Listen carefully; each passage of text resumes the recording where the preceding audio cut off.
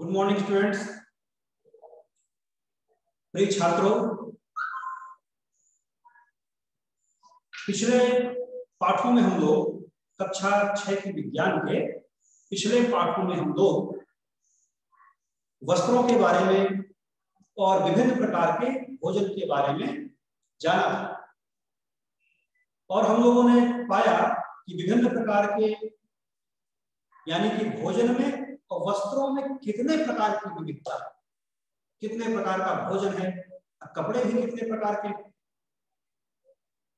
बच्चों, हमारे आसपास तरह तरह की वस्तुएं हैं, चाहे हम लोग घर से बाहर निकले वहां भी पाते हैं कि विभिन्न प्रकार की गाड़ियां, तरह तरह के मकान, ईंटा पत्थर और तरह तरह के पेड़ आपके आसपास होंगे। इसी प्रकार घर के अंदर देखें तो विभिन्न आकार की कुर्सियां, खाना पकाने के तरह तरह के बर्तन, साथ में रसोई घर में देखें तरह तरह की सब्जियां। हमारे आसपास विभिन्न आकार के की वस्तुएं हमको दिखाई देती हैं। बच्चों, हम लोग पाते हैं कि इन वस्तुओं में कोई ना कोई समानता है। कुछ वस्तुएं आकार के आधार पर देखा जाए तो एक जैसी हमको दिखाई देती है, कुछ वस्तुएं रंग में समान हैं या फिर कुछ वस्तुएं गुणों में समान हो सकती हैं। तो हमारे आसपास पाई जाने वाली वस्तुओं में किसी न किसी आधार पर समानताएं भी हम लोग पाते हैं। बच्चों, इस पाठ के अंतर्गत हम लोग समान गुणों के आधार पर वस्तुओं के समूह बनाना सीखेंगे। किसी एक समूह में एक ही प्रकार की वस्तुओं को रखा जाता है। समूह बनाने का लाभ क्या है? समूह बनाने से बच्चों हम किसी वस्तु के गुणों को बहुत ही आसानी से जान सकते हैं या फिर उसको खोजना हमें बड़ा आसान हो जाता है। मान लीजिए आप किसी मॉल पे गए और आपको बिस्किट खरीदना है और मॉल वाला यदि बिस्किट के पैकेट अलग अलग रैकों में रख दे तो सोचिए आपको कितनी परेशानी होगी, है ना? कितना सारा आपका समय नष्ट हो जाएगा। तो वहां पर वस्तुएं कैसे रखी होती हैं? एक गुणों के आधार पर वहां पर वस्तुएं रैकों पे व्यवस्थित रखी रहती है। यानी बिस्किट आपको लेना है तो अलग अलग स्वाद के बिस्किट, अलग अलग कंपनियों के बिस्किट एक ही रैक पर व्यवस्थित आपको मिल जाएंगे। इसी प्रकार से आपको साबुन लेना है तो साबुन भी अलग रैक पर व्यवस्थित रखे हुए हैं। तो समूह बनाने से क्या लाभ हो गया? तो वस्तुओं को खोजना बहुत ही आसान हो गया, जिससे हमारी समय की भी बचत हुई और उनको व्यवस्थित रखना भी, उनके गुणों को के बारे में भी जानना इसी प्रकार से आसान होगा।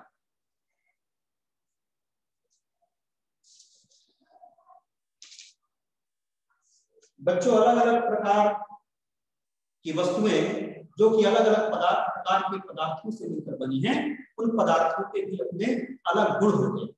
पदार्थों के क्या होते हैं? अपने अलग गुण। क्या आपने कभी सोचा है कि पानी रखने के लिए हम लोग कपड़े का गिलास क्यों नहीं बनाते? यानी कपड़े के गिलास में पानी रखा जाए। तो पिछले पाठ में आपने पढ़ा है कि कपड़ा कैसे बनता है? पतले पतले धातु से मिलकर बना होता है। इस प्रकार से कपड़ा, यदि आप किसी हैंड लेंस की सहायता से देखें हम लोग देख पाते हैं कपड़ा इस प्रकार से बुना गया है। इसके बीच में क्या है? छिद्र है।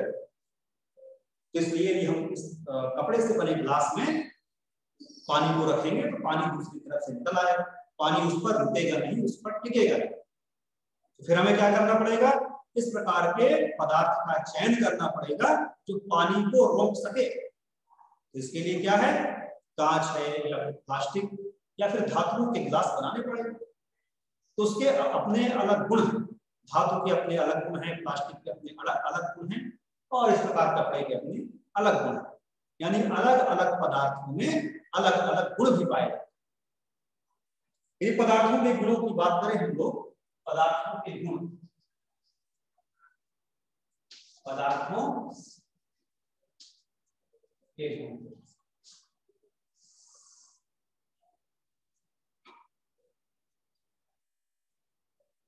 बच्चों, कुछ पदार्थ हमें देखने पर अलग अलग प्रकार के दिखाई देते हैं। जैसे यदि हम आप सोने के आभूषणों को देखें तो देखते हैं कि वो कैसे हैं, पीले रंग के चमकदार। इसी प्रकार तांबे के पात्रों को देखें तो उसका रंग अलग है, एल्युमिनियम को देखें या फिर चांदी को देखें या फिर लकड़ी को देखें, तो यह देखने में सभी पदार्थ अलग अलग प्रकार के दिखाई देते हैं। तो दिखावट यानी कि देखने में पदार्थ अलग अलग प्रकार के होते हैं।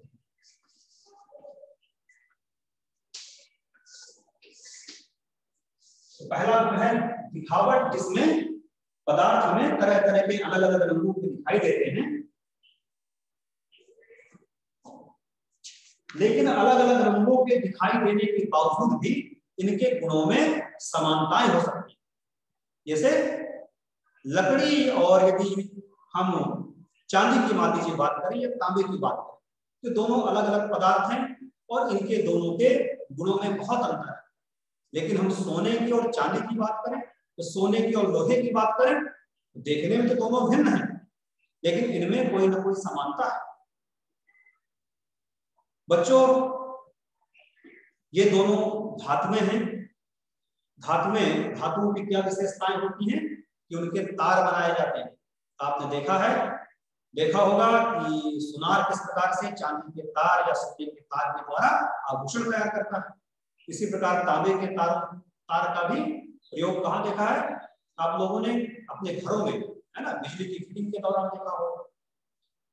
तो बच्चों, जहां देखने में पदार्थ एक दूसरे से भिन्न दिखाई देते हैं तो जरूरी नहीं है कि वो उनमें किसी प्रकार की समानता ना हो। तो कई बार उनके गुणों में समानता भी देखने को मिलती है, जैसा कि विभिन्न धातुओं के बीच समानताएं हैं। बच्चों, धातुओं के जो विशेषताएं हैं उनमें से एक तो इनके तार बनाए जा सकते हैं, तो दूसरा इनमें द्युति पाई जाती है, यानी इनमें चमक होती है। धातुओं के पृष्ठों को यदि हम लोग देखें तो चमकदार होते हैं। कई बार हवा के कारण से और नमी के कारण से धातुएं अपनी चमक को खो देती हैं। लेकिन यदि आप लोग किसी वर्कशॉप में जाएं या फिर ऐसे स्थान पर जाएं जहां पर कहीं भवन बन रहा हो, तो हम लोग देखते हैं कि जहां पर मकान बन रहा हो वहां पर मिस्त्री जब लोहे की छड़ों को, लोहे की सरिया को काटता है और उसके पृष्ठ को यदि हम लोग देखें तो पाते हैं कि बहुत ही चमकदार है। इसी प्रकार से यदि आपका तांबे का कोई पात्र वातावरण की नमी और हवा के प्रभाव से ठंडा हो गया हो या फिर उसने अपनी चमक खो दी हो, तो यदि उसे अच्छे से हम रेत मार कागज घिसकर साफ कर दें, यदि या फिर उसे किसी पत्थर पर उसके पृष्ठ को देखें तो हमें बहुत दिखाई देता है। तो बच्चों, जो धातुएं हैं उनके पृष्ठ चमकदार होते हैं, ये भी धातुओं की विशेषता है। दूसरा जो धातुओं का जो गुण है कठोरता।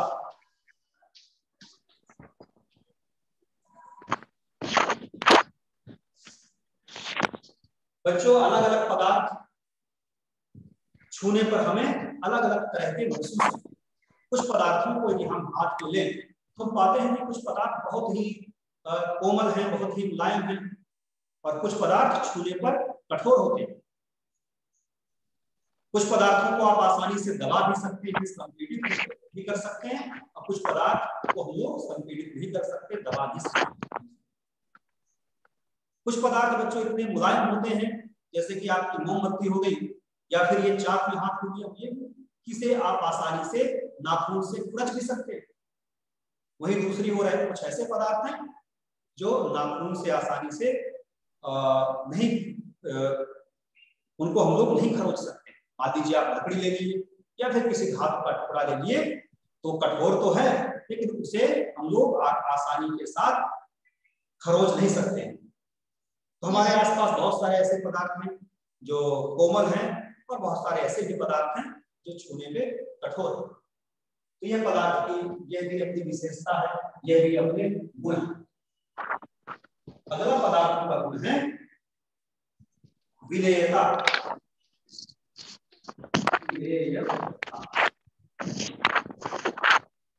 बच्चों, हमारे आसपास बहुत सारे ऐसे पदार्थ हैं जो पानी में आसानी से घुल सकते हैं, और कुछ ऐसे पदार्थ भी हैं जो जिन्हें पानी में डालने से वो घुलते नहीं हैं, बल्कि उसकी तली में, उसकी पेंदी पर बैठ जाते हैं। जो पदार्थ पानी में डालने से आसानी से घुल जाए, उसमें विलेय हो जाए या उसमें लुप्त हो जाए, उसे हम लोग क्या बोलेंगे, उसे विलेय पदार्थ। जो पदार्थ पानी में डालने से वो घुलते नहीं हैं, वो विलुप्त नहीं होते हैं, लुप्त नहीं होते हैं, उन्हें हम लोग अविलेय पदार्थ। तो विलेय पदार्थ जो घुल जाए विलेय, जो न घुले उन्हें अविलेय पदार्थ। ये भी पदार्थों की अपनी विशेषता। तो अलग अलग पदार्थ आपको अपने आसपास देखने को मिल जाएंगे जो बड़ी आसानी से के साथ पानी में घुल जाते हैं, जैसे नमक और शक्कर। आप लोग भी, गर्मी का मौसम है, अपने घर में कई बार हम लोग शरबत बनाते हैं, शरबत तैयार करते हैं, तो ग्लास में पानी लिए और उसमें थोड़ा सा शक्कर डाले, थोड़ा सा नमक डाले और चम्मच से चला दिए, तो आप पाते हैं कि शक्कर कुछ देर के पश्चात गायब हो गई, उसके कण दिखना बंद हो गए। तो बच्चों, ऐसे पदार्थ जो बड़ी ही आसानी से पानी में घुल जाए, उसके कण में दिखाई न दे, वो लुप्त हो जाए, उसे हम लोग विलेय पदार्थ बोलते हैं। और अविलेय पदार्थ कौन से हो सकते हैं? जैसे मान लीजिए 5 गिलास में आपने पानी लिया, उसमें थोड़ा सा मिट्टी डाल दी और चम्मच से थोड़ी देर तक हिलाया, हम पाते हैं कि ग्लास का पानी हमारा मटमैला हो गया। यदि कुछ देर के लिए उस ग्लास को एक एकांत जगह में रख दें, बिना हिलाए चुपचाप रख दें और कुछ समय के पश्चात देखें, तो जो मिट्टी के कण हैं वो उसी पात्र पर, उसी गिलास की पिंडी पर बैठ जाते हैं। वो लुप्त नहीं होते हैं, वो गायब नहीं होते। इसी प्रकार से रेत हो गई, या फिर द्रव पदार्थों की बात करें, कुछ ऐसे द्रव भी हैं जो पानी पे बड़ी ही आसानी से घुल जाते हैं, कुछ ऐसे द्रव भी हैं जो पानी पर नहीं घुलते। मान लीजिए किसी ग्लास में आपने सरसों का तेल डाल दिया और चम्मच से हिला दिया, तो आप पाते हैं कि जो सरसों का तेल है वो पानी की सतह पर तैर रहा है, वो पानी पर मिला नहीं है, पानी पे घुला नहीं है। वहीं दूसरी ओर यदि हम नींबू के रस की बात करें या फिर शहद की बात करें, तो उसे देखते हैं कि पानी पे डालने के पश्चात वो बड़ी ही आसानी से पानी में घुल जाता है, पानी में मिल जाता है। तो इस प्रकार से यह विलेय पदार्थ है। इसी प्रकार से बच्चों कुछ ऐसे भी हैं जो पानी में घुल जाती हैं, जैसे ऑक्सीजन पानी में घुली होती है, तभी तो जल में रहने वाली जो जलीय जीव जंतु है, तभी तो पानी में घुली हुई वो है ऑक्सीजन का उपयोग कर जीवित रहते हैं। किसी जलीय जीव को ले, मान लीजिए आपने मछली लिया और उसे किसी खुले हुए पानी पर रख, किसी पात्र में डालकर पानी को पहले उबालें जिससे उसकी ऑक्सीजन खत्म हो जाए, इसके पश्चात ठंडा करके मछली को रखें, तो मछलियां श्वसन सही तरीके से नहीं कर पाएंगी और वह मर जाएंगी। तो बच्चों, पानी में गैसें भी घुली होती हैं, तो कुछ गैसें ऐसी हैं जो बड़ी ही आसानी से पानी में घुल जाती हैं और कुछ गैसें पानी में नहीं घुल पाती। पदार्थ के अगले गुणों की यदि बात करें तो पारदर्शिता, पदार्थ का जो अगला गुण है पारदर्शिता। तो बच्चों, हमारे आसपास ऐसे बहुत सारे पदार्थ हैं जो पारदर्शी हैं, कुछ अपारदर्शी हैं, कुछ पारभासी हैं। पारदर्शिता अगला गुण क्या है पदार्थ का? पारदर्शिता।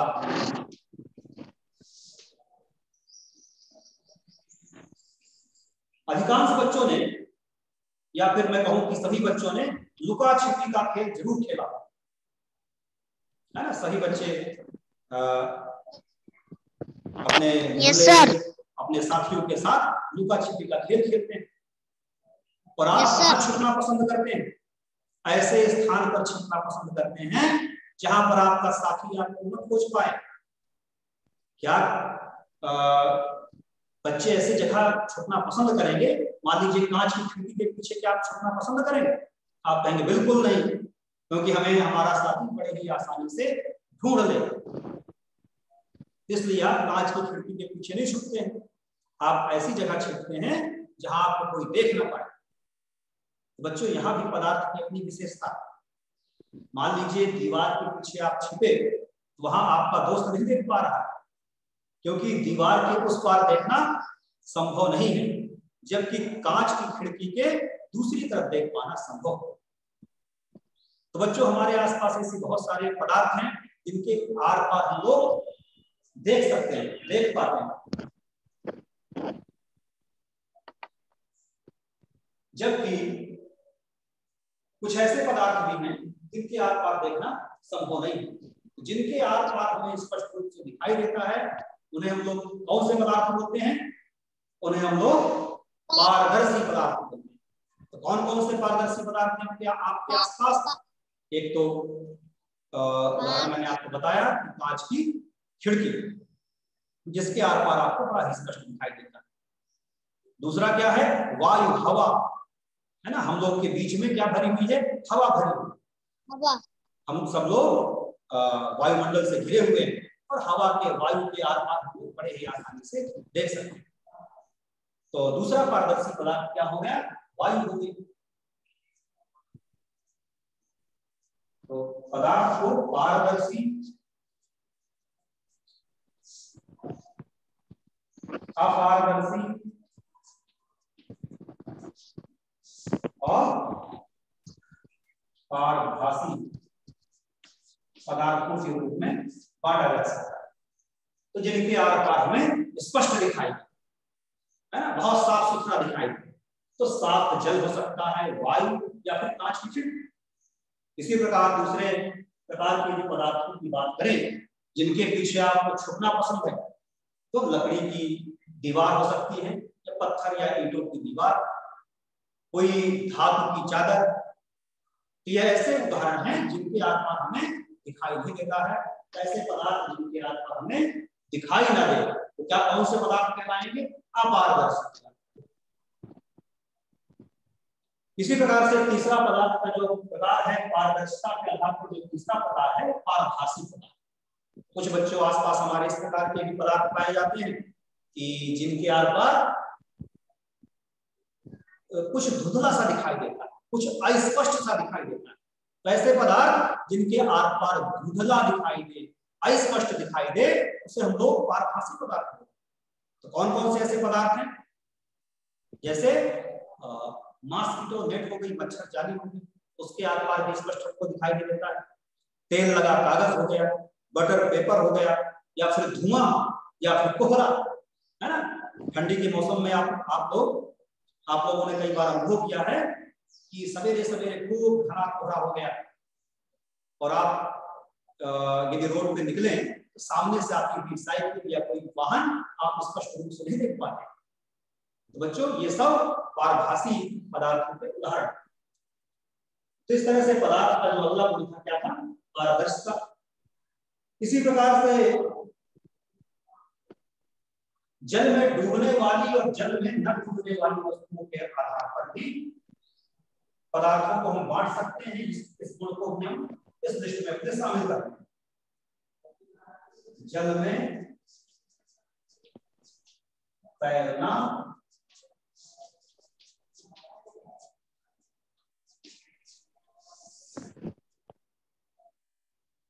जल में तैरना या डूबना। बच्चों बहुत सारी ऐसी वस्तुएं हैं जो पानी में तैरती रहती हैं, कुछ वस्तुएं पानी में डूब जाती हैं।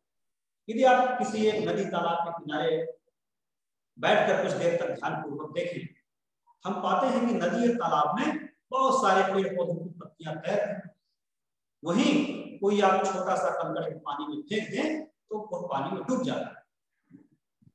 तो बच्चों बहुत सारी ऐसी वस्तुएं हैं जो पानी में बड़ी ही आसानी के साथ तैर सकती हैं, और बहुत कुछ ऐसी वस्तुएं भी हैं जो पानी पर डूब जाती हैं। आप भी अपने घर में बहुत सारे पदार्थों को इकट्ठा करके ये प्रयोग कर सकते हैं, देख सकते हैं, है ना। साबुनदानी ले लिया, चम्मच ले लिया, प्लेट ले लिए, या फिर प्लास्टिक का कोई टुकड़ा ले लिया, पेन ले लिया, बहुत सारी वस्तुओं को इकट्ठा करें, उसे टब में भरे हुए पानी में डालकर देखें तो आप पाएंगे कि कुछ वस्तुएं पानी में तैरेंगी और कुछ वस्तुएं पानी में डूब जाएंगी। ये भी पदार्थों का अपना एक गुण है। इस तरह से बच्चों भिन्न भिन्न पदार्थों के अपने अलग अलग गुण होते हैं और इन्हीं के आधार पर हम लोग पदार्थों के समूह भी बना सकते हैं। जो समूह बनाए जाते हैं वो एक तो हम रंग के आधार पर या फिर गुण के आधार पर या फिर आकार के आधार पर बना सकते हैं। रंग के आधार पर या फिर उसके गुण के आधार पर या फिर आकार के आधार पर या फिर कोई अन्य आधार को लेकर हम विभिन्न प्रकार की वस्तुओं के समूह तैयार कर सकते हैं। तो आज की क्लास में बच्चों हम लोगों ने विभिन्न प्रकार के पदार्थों की विशेषताओं के बारे में, गुणों के बारे में जाना और समूह बनाने के क्या लाभ है, इस विषय पर भी आज की क्लास में हम लोगों ने चर्चा की। तो आज के लिए बच्चों इतना ही। अगले दिन इसी पाठ में हम लोग एक्सरसाइज करेंगे। Thank you.